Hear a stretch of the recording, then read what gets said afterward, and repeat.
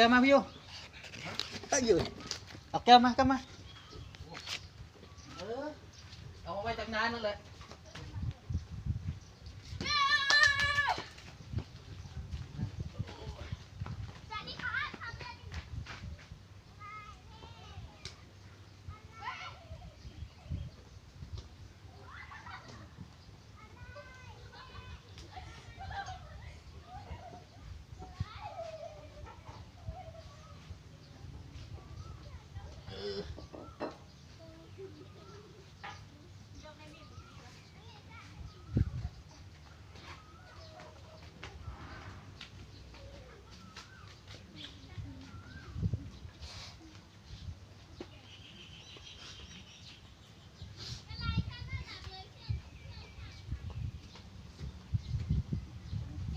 แก้วใหม่เลยดิขวดใหม่ของพี่แล้วโอ้เอามาจากงานแต่งเนาะ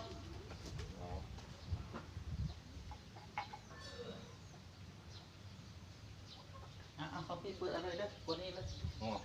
อันนี้ของผมเลยกินกลับมาแล้วเหลือได้ปตานั่นมากับแบงค์ขึ้นอันนี้เอาไว้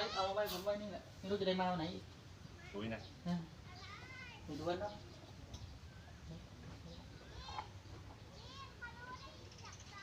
ปลูกนั่งรากกับโหระพาปลูกยากอันนี้ปลูกกระดับดอกในปลูกขาเยอะนี่วัวมันจะกินจังกินเท่านั้นเป็นอะไรนะถ้าแต่มันเกิดก่อนเขาเห็นก่อนเห็นคอยเขาไม่กินให้แต่มันอยู่ได้ปีหนึ่งนะปลูกบ้านแต่ผมปลูกมันก็เป็นว่าผมจะจัดปีแล้วเดี๋ยวผมมาหาพันธุ์มีพันธุ์ผมว่ามันไม่ค่อยไม่ให้แต่มันปลูกเกิดแล้วมันดูสวยงามจะได้เอาอะไรผมอยากปลูกสวยงามหรอกผมอยากปลูกขายอะไรใจไม่แต่ของใจทำบ้านสวยอย่างนี้อยากทำ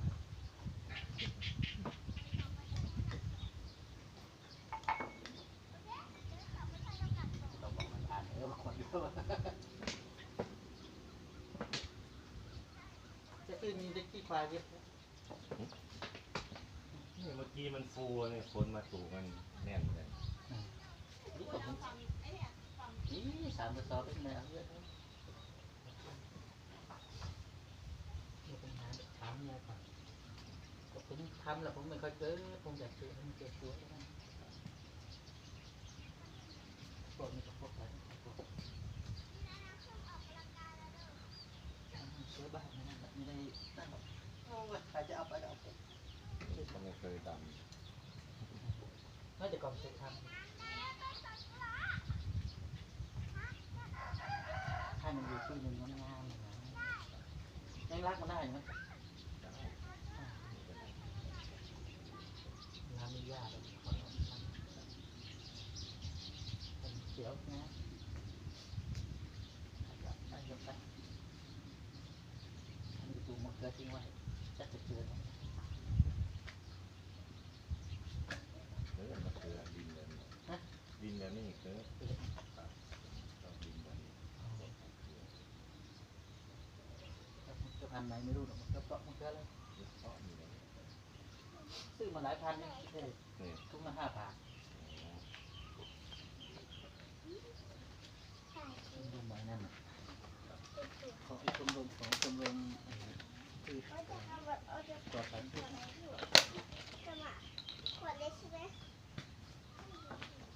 งานแต่งอรุณขึ้นบ้าน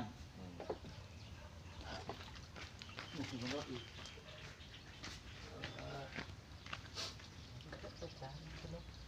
เดี๋ยวหมอถามจะได้ที่ตรงนี้นะมีไข่เขาไปทำอะไรเองอะไรมันเยอะป้าเขาท้าวิ่งแข่งวิ่งไหมขายให้ไม่ต้องมีคนปลูกเพราะว่าเขาทำเขาแบบไม่มีเวลาทำไม่ได้เปิดฝานะกินไม่ใช่อะไรเยอะอบตอยู่ก็แกขยันแกใส่ดังนู่นดังนี่พอจะให้มีอะไรต้องใช้อะไรกลม20 เดี๋ยว20ถ้าวิดีโอ20ถ้าวิดีโอก็ต้อง15 เลยล้างเลยแกไม่อยู่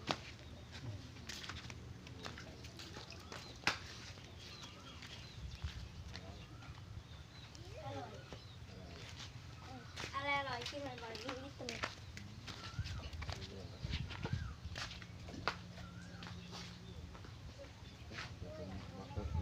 เอาไปเถอะ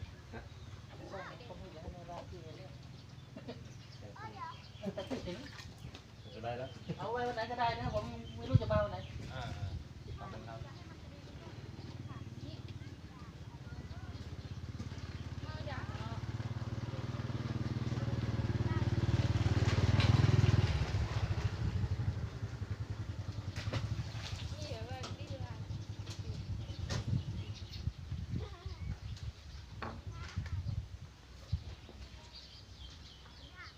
ก็มาลายด้วย